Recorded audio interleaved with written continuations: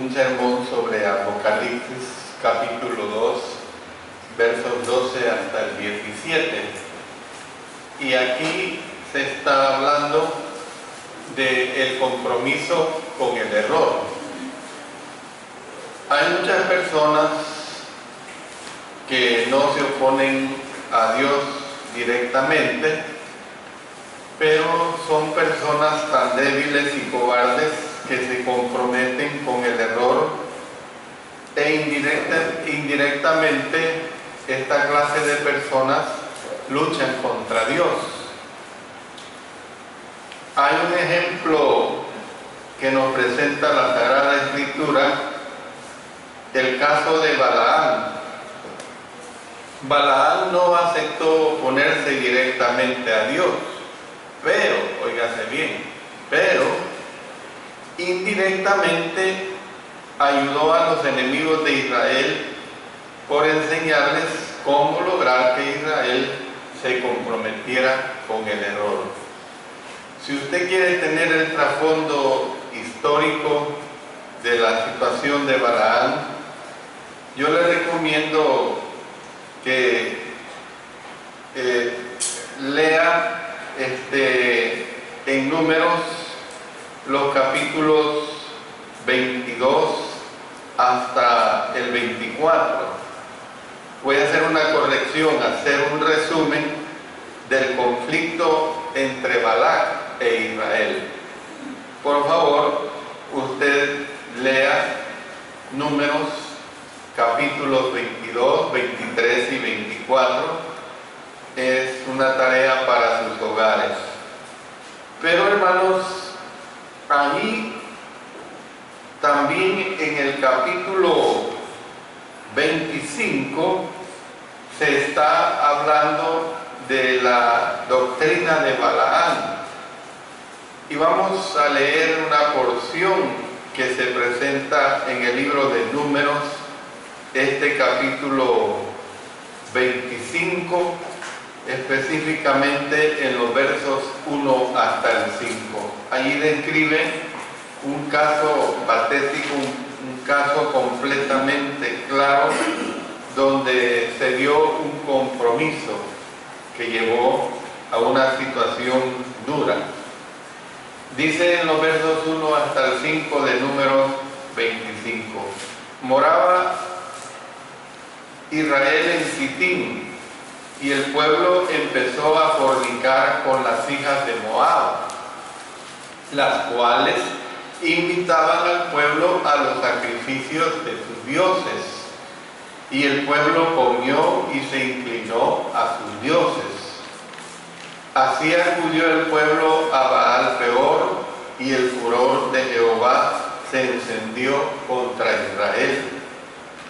Y Jehová dijo a Moisés: toma a todos los príncipes del pueblo y ahórcalos ante Jehová delante del sol, y el ardor de la ira de Jehová se apartará de Israel.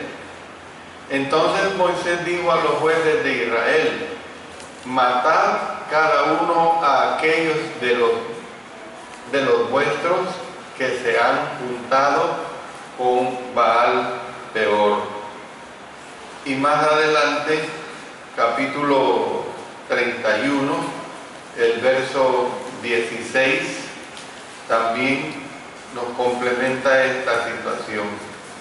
He aquí, por consejo de Balaam, ellas fueron causa de que los hijos de Israel prevaricasen contra Jehová en lo tocante a Baal Peor, por lo que hubo mortandad en la congregación de Jehová. Entonces nosotros podemos ver claramente esta situación cuando alguien incita a hacer algo indebido. El mensaje a la iglesia en Pérgamo es una advertencia contra el peligro del compromiso con el error. Noten lo que dice este mensaje en los versos 12 hasta el 17. Y escribe al ángel de la iglesia en Pérgamo, el que tiene la espada aguda de 2 filos, dice esto: yo conozco tus obras y de dónde moras, donde está el trono de Satanás, pero retienes mi nombre y no has negado mi fe, ni aun en los días en que Antipas, mi testigo fiel, fue muerto entre vosotros, donde mora Satanás. Pero tengo unas pocas cosas contra ti, que tienes ahí a los que retienen a la doctrina de Balaam, que enseñaba a Balac a poner tropiezo ante los hijos de Israel, a comer cosas sacrificadas a los ídolos y a cometer fornicación. Y también tienes a los que retienen la doctrina de los nicolaitas, la que yo aborrezco. Por tanto, arrepiéntete, pues si no, vendré a ti pronto y pelearé contra ellos con la espada de mi boca. El que tiene oído, oiga lo que el Espíritu dice a la iglesia. Al que venciere, daré a comer del maná escondido, y le daré una piedrecita blanca, y en la piedrecita escrito un nombre nuevo, el cual ninguno conoce sino aquel que lo recibe. Mire, el mensaje es claro, es un mensaje sencillo.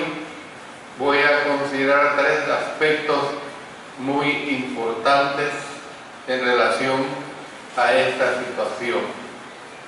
En primer lugar, el peligro del compromiso con el error que se dio ahí en Pérgamo.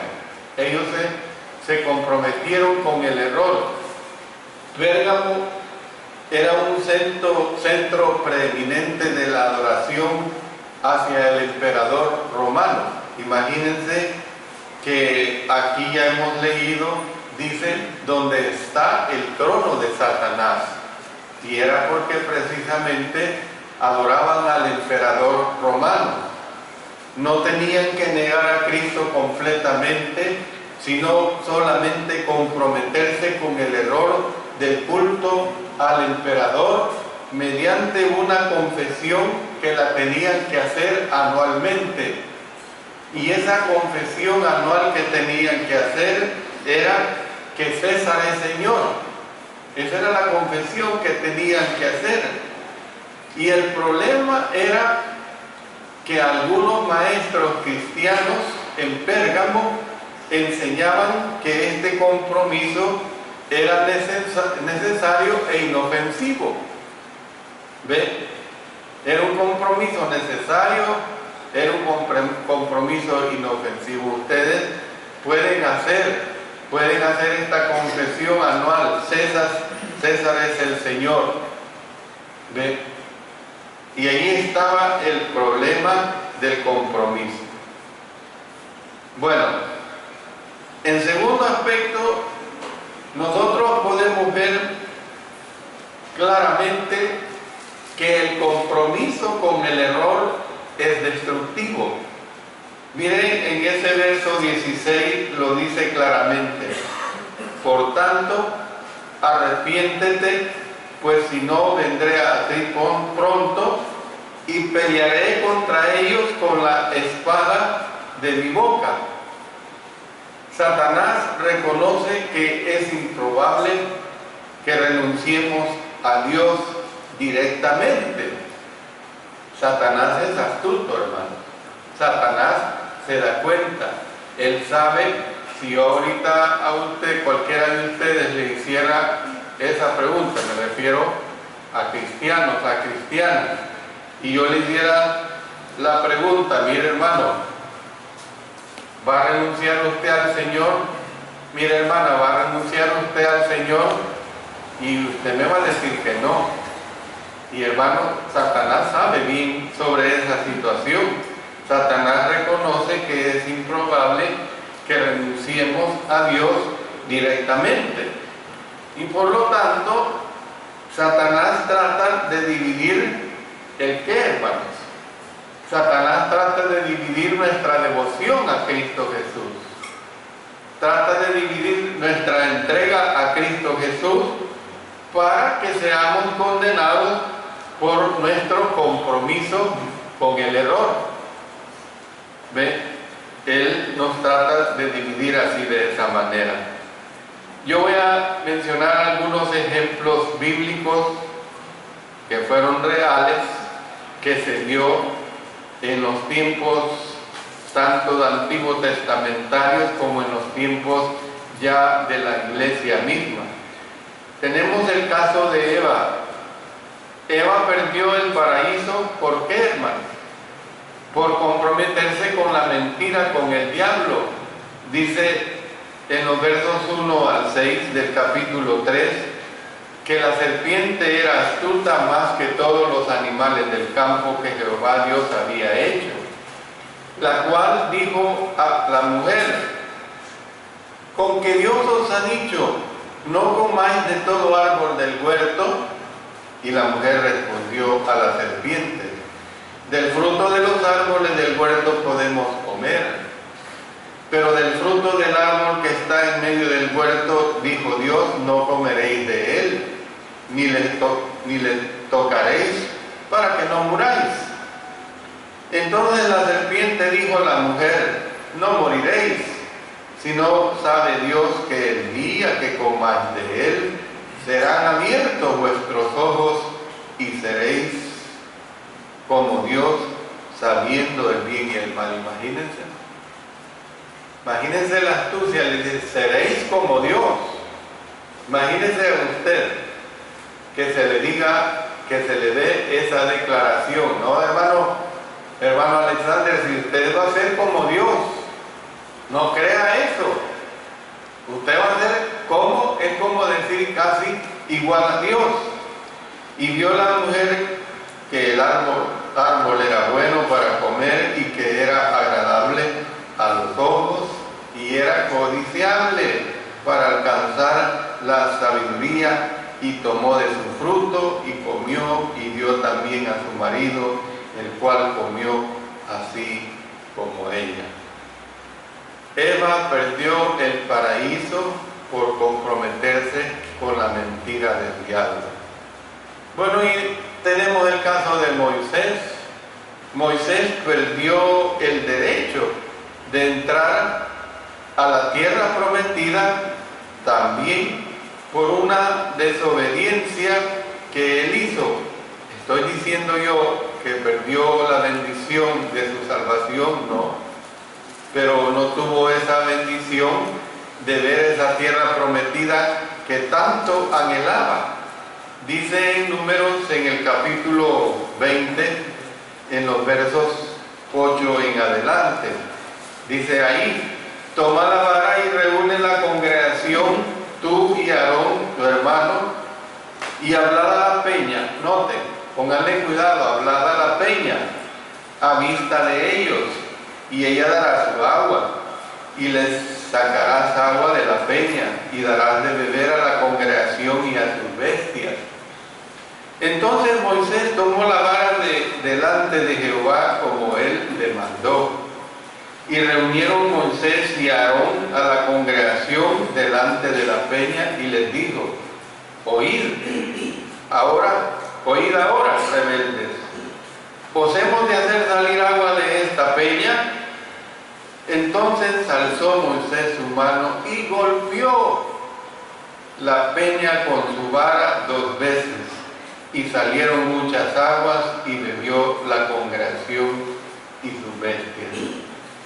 Y Jehová dijo a Moisés y a Aarón: por cuanto no creísteis en mí para santificarme delante de los hijos de Israel, por tanto no meteréis esta congregación en la tierra que les he dado.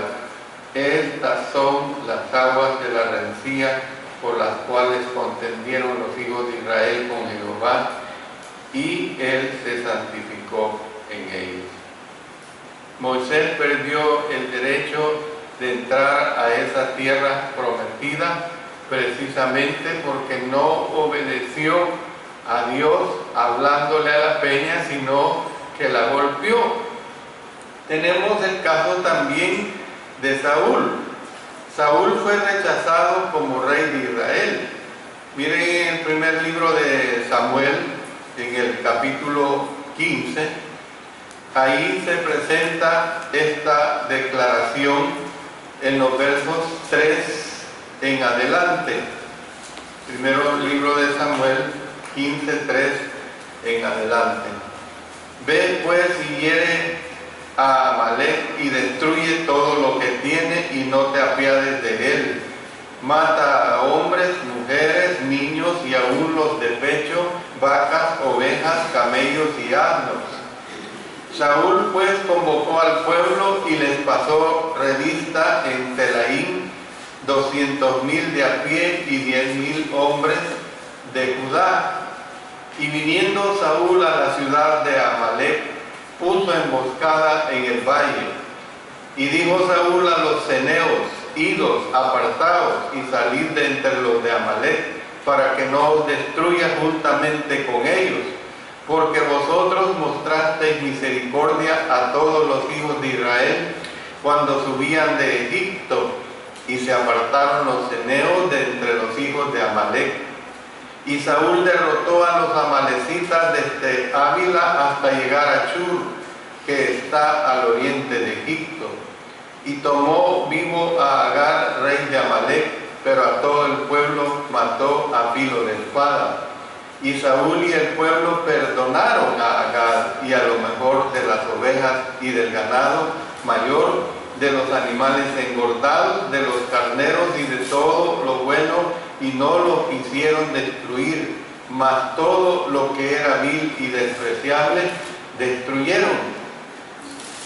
Y vino palabra de Jehová a Samuel diciendo: me pesa haber puesto por rey a Saúl, porque se ha vuelto de en pos de mí y no ha cumplido mis palabras. Y se apesadumbró Samuel y clamó a Jehová toda aquella noche. Madrugó luego Samuel para ir a encontrar a Saúl por la mañana, y fue dado aviso a Samuel diciendo: Saúl ha venido a Carmel, y aquí se levantó un monumento y dio la vuelta y pasó adelante y descendió a Gilgal. Vino pues Samuel a Saúl, y Saúl le dijo: bendito seas tú de Jehová, yo he cumplido la palabra de Jehová. Saúl, hermanos, fue rechazado como rey de Israel precisamente porque no cumplió la orden que el Señor le había dado tal y como se la había expresado. Hay un ejemplo, y ahora me paso a la vida actual. Nadie quiere ser alcohólico, pero muchos están prestos a tomar la primera copa. Es triste. Nadie quiere ser alcohólico, pero muchos están prestos a tomar la primera copa.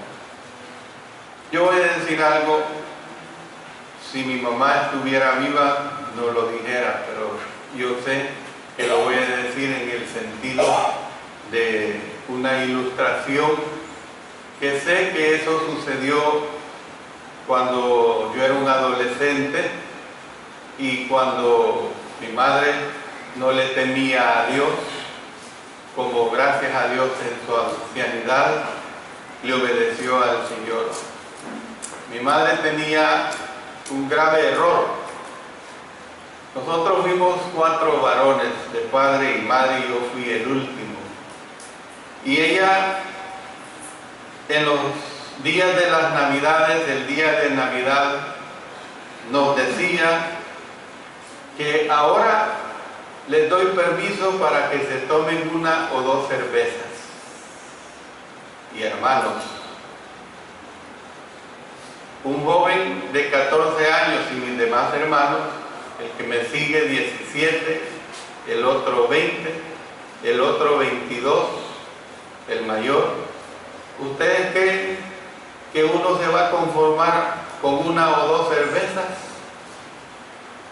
Hablo con hombres acá que han pasado por esa situación. Quizás alguna mujer, espero que no. ¿Ustedes creen que uno se va a conformar con una o dos cervezas? No, hermanos.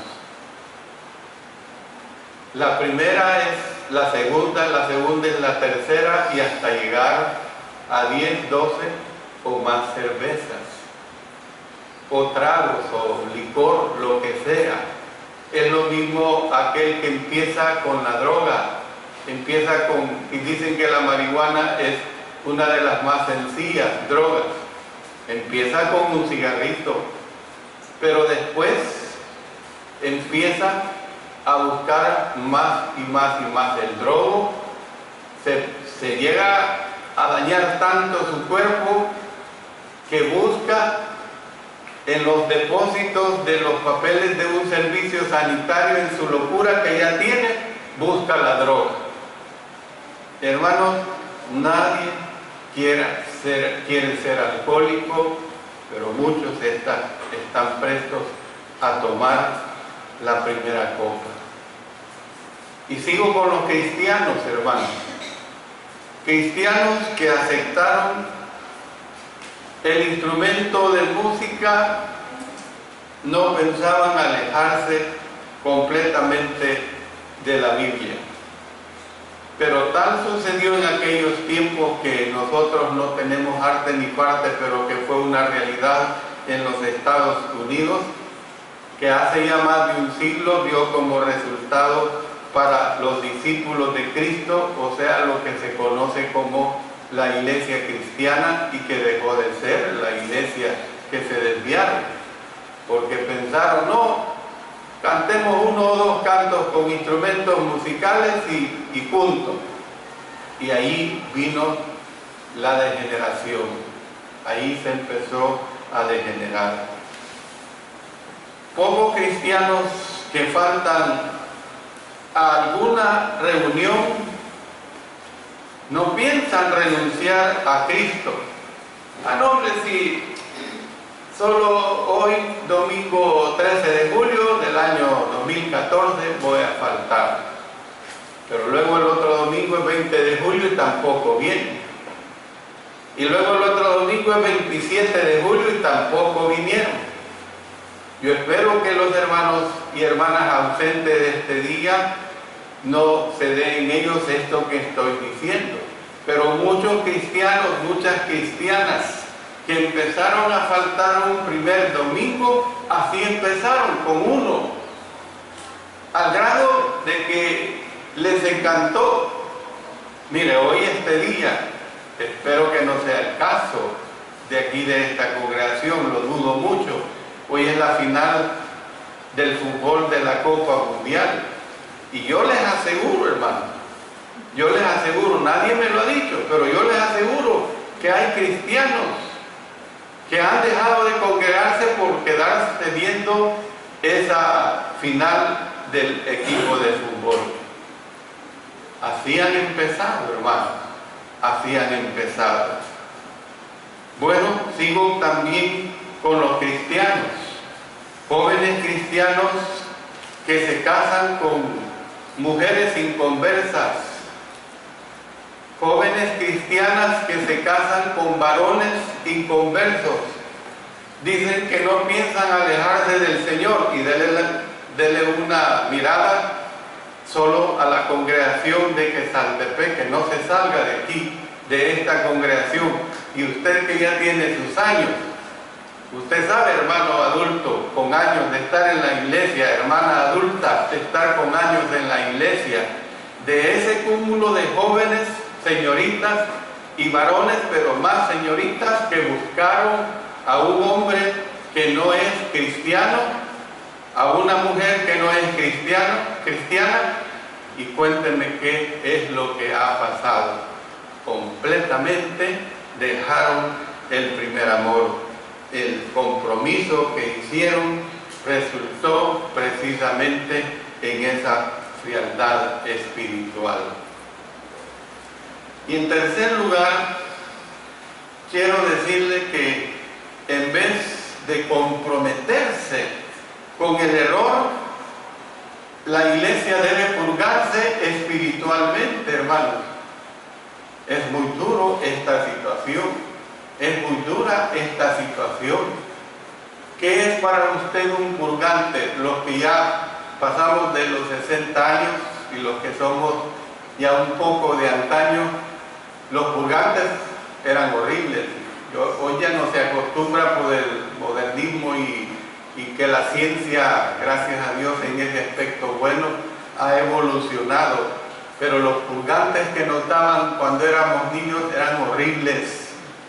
Purgantes de Laxol, hasta el nombre se me olvida exacto, una especie de aceitosa y horrible, y que nos daban una tajada de naranja, una gaseosa de oranjal. Yo llegué un tiempo que odiaba la gaseosa oranjal porque lo relacionaba cuando me daba mi madre el purgante para las lombrices, y para quitar el mal sabor me daba esa gaseosa. Las purgas, hermanos, son horribles. Pues mire, hermano, las purgas en la iglesia, paradójicamente hablando, le digo que son buenas cuando está el error. En vez de comprometerse con el error, la iglesia debe purgarse espiritualmente, y aquí lo está diciendo, hermanos, desde los versos 14 hasta el 16. Pero tengo unas pocas cosas contra ti, que tienes allí a los que retienen la doctrina de Balaam. El hecho histórico que le narré. ¿Qué es lo que hizo el Señor? Los mandó matar, hermano. Los desapareció a todos. Esas eran las purgas de nuestro Señor en aquel tiempo, que enseñaba a Balaam a poner tropiezo ante los hijos de Israel. Eran sus hijos, hermanos, a comer de cosas sacrificadas a los ídolos y a cometer fornicación. En otras palabras, lo que Cristo condena en la iglesia en Pérgamo es que estaba tolerando, óigase bien, estaba tolerando el error. Tienes ahí, es como el caso de aquel hombre en la iglesia en el Nuevo Testamento, en la iglesia en Corinto específicamente, aquel hombre que estaba viviendo con la mujer de su padre, con su madrastra. La iglesia lo sabía, y la iglesia se hacía de lobo pacho, y el apóstol Pablo, por el informe que le dan los de Cloé, le dice: ¿qué están haciendo ustedes? ¿Por qué no lo sacan? Estoy parafraseando esa situación. Al tal yo ya lo he condenado, y Pablo está tomando el lugar de Dios. No, Pablo está hablando con la autoridad de Dios. Pablo está diciendo: no, ustedes tienen que sacar a ese hombre para purificación de él y de la iglesia misma. Y gracias a Dios, en la segunda carta vemos que ese hombre se arrepintió. Debemos apartarnos, hermanos, de los que enseñan doctrinas destructivas. Mire, es invento mío, es capricho mío, no.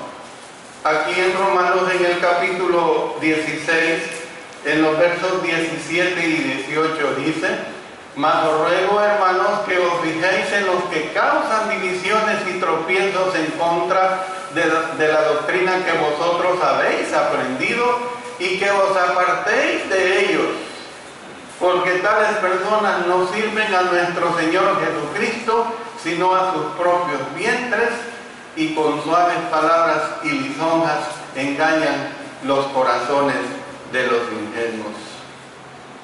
Hermanos, la tolerancia del error resulta precisamente en la destrucción para todos. ¿Saben que un pecado que no se corrige en una iglesia o en una congregación, ese pecado puede llevar a la destrucción total de esa congregación. Y por eso es que nosotros tenemos que ser celosos en relación a purificar la iglesia con la misma venia de la palabra de nuestro Señor. Termino diciéndoles lo siguiente, hermanos, que en parte la victoria del cristiano depende de su fidelidad a la doctrina del Señor, así es. Porque el Señor ya ha dado su palabra, el Señor ya ha dado su doctrina, el Señor ya ha dado los parámetros cómo nos debemos de conducir. El éxito de la iglesia dependerá de todos y cada uno de nosotros, esa es la realidad. El Señor es santo y siempre va a continuar siendo santo, pero el Señor limpia cuando el pecado está presente. No podemos ser vencedores si nos comprometemos, hermanos, hermanas, con el error. No podemos ser vencedores si nos comprometemos con el error. Los beneficios de la fidelidad a Cristo son mucho mayores a los beneficios temporales que reciben aquellos que se comprometen con el error. Ahí lo dice en el verso 17, el que tiene oído, o sea, el que quiera oír, oiga lo que el Espíritu dice a las iglesias. Al que venciere, mire la bendición, daré a comer del maná escondido, 1, le daré una piedrecita blanca, 2, y en la piedrecita escrito 3, un nombre nuevo. Ya lo hemos visto en Apocalipsis. Él está registrado en esa carta, el cual ninguno conoce sino aquel que lo recibe. Hermanos, los beneficios de la fidelidad a Cristo son mucho mayores a los beneficios temporales que reciben aquellos que se comprometen con el error. Alimento espiritual para vida eterna, que es precisamente este maná escondido que aquí está diciendo. Reciben también el favor y aprobación especial de Dios, cuando está diciendo aquí una piedrecita blanca. Una piedrecita blanca. Yo le termino diciendo este mensaje, ¿con quién quiere comprometerse usted? Usted acepta el compromiso con Dios para recibir la promesa de Dios. Eso es lo importante que usted tiene que tomar en cuenta.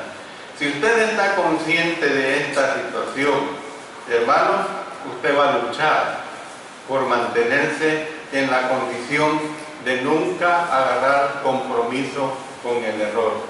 Si usted, amigo, está consciente de su condición espiritual, hoy es el día que usted puede empezar.